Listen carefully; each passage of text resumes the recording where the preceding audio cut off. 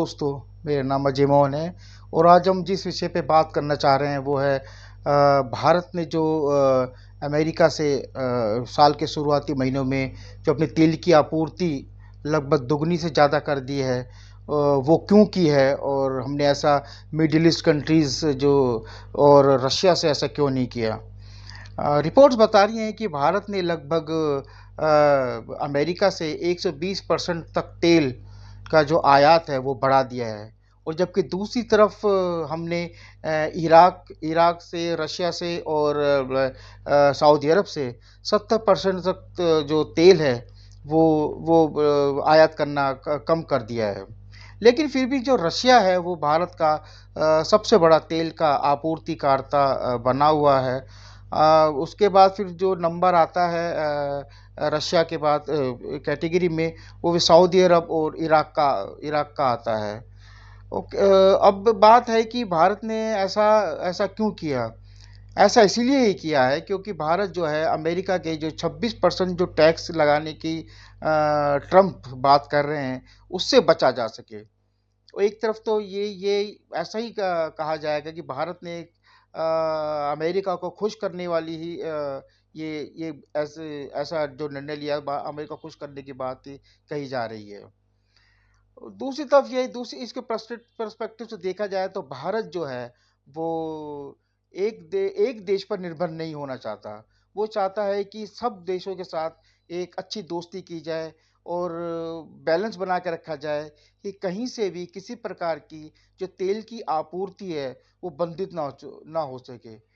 क्योंकि कोविड के दौरान में भारत का एक बड़ा ही बिटर एक्सपीरियंस रहा, क्योंकि जब सब पूरे विश्व भर में लॉकडाउन लगा हुआ था, उसी उसी दौरान जो तेल के दाम थे वो नीचे आए और बड़ी तेजी से ऊपर की तरफ गए।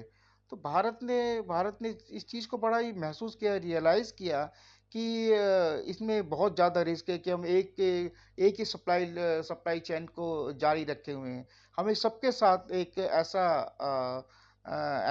सामंजस्य बनाना होगा जिससे कि तेल जो है, तेल की आपूर्ति जो हमारी इकोनॉमी की बैकबोन है वो कभी बंधित ना हो। और दूसरी तरफ है कि इसमें जब से बात है कि जब से अमेरिका ने शेल तेल की जो डिस्कवरी की है, उसके बाद ओपेक का जो दबदबा है दामों को नियंत्रण करने का, वो काफ़ी हद तक कम हो गया है। पहले क्या होता था कि ओपेक जो है डिसाइड करता था कि भाई दाम कितने होने चाहिए, और रशिया, सऊदी अरब, इराक, ये सभी ओपेक के देश हैं जो ये हमेशा दामों को एक मोनोपोली की तरह इस्तेमाल करते थे और तेल के दाम ऊपर नीचे करते थे।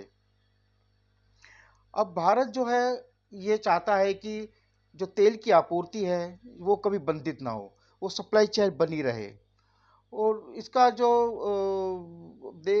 अब ये बात है कि भारत की जो तेल तेल इतना क्यों डिमांड कर रहा है भारत, इसका इसका सीधा सा कारण है कि भारत की जो इकोनॉमी है वो बड़ी तेजी से ग्रोथ हो रही है। अब एक रिपोर्ट्स के अनुसार जो ओपेक ने जारी की है वो कहते हैं कि 2025 में भारत में तेल की मांग 3.4% से बढ़कर 57.4 लाख बैरल तक पहुंचने की उम्मीद है, जो 2026 में इसमें 4.30% की बढ़ोतरी हो जाएगी, 4.3 की बढ़ोतरी होगी और यह 59.9 लाख बैरल तक पहुंच जाएगा।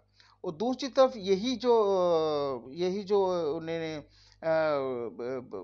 ओपेक ने प्रेडिक्शन किया है, वो चीन की तुलना में कहा है कि चीन की तुलना में भारत की जो तेल की मांग होगी वो उससे भी दुगनी हो जाएगी। मतलब इसका मतलब ये है कि भारत जो है आने वाले वक्तों में तेल और आयात करेगा, और जाहिर सी बात है इसमें अमेरिका जो है वो सबसे बड़ा हमारा तेल का आपूर्ति करता होगा, क्योंकि भारत जो है अमेरिका को एक एक मानकर चलिए कि वो सिर्फ इकोनॉमी के तौर पे नहीं देखता, उसको एक स्ट्रेटेजिक कोऑपरेशन के तौर पे भी देखता है, जिससे कि भविष्य में भारत के जो अमेरिका से रिश्ते हैं वो गहरे हो सकें। हुआ यह है कि भारत में जो इतनी इतनी तेजी से जो और जो ओपेक इतने ऐसे प्रेडिक्शन किया है भारत के बारे में, वो यही है कि भारत में डीजल की मांग जो है काफी तेजी से बढ़ी है। इसकी वजह से जो जब डीजल की मांग बढ़ी है, तो ट्रांसपोर्टेशन और पेट्रोकेमिकल इसकी भी मांग बहुत तेजी से बढ़ी है। वो इसीलिए ही हो रहा है क्योंकि भारत में जो उद्योग हैं वो बहुत तेजी से विकसित हो रहे हैं, उनका विकास हो रहा है। और इसी कारण जो है भारत के जो है तेल की मांग ज़्यादा ज़्यादा बन पा रही है।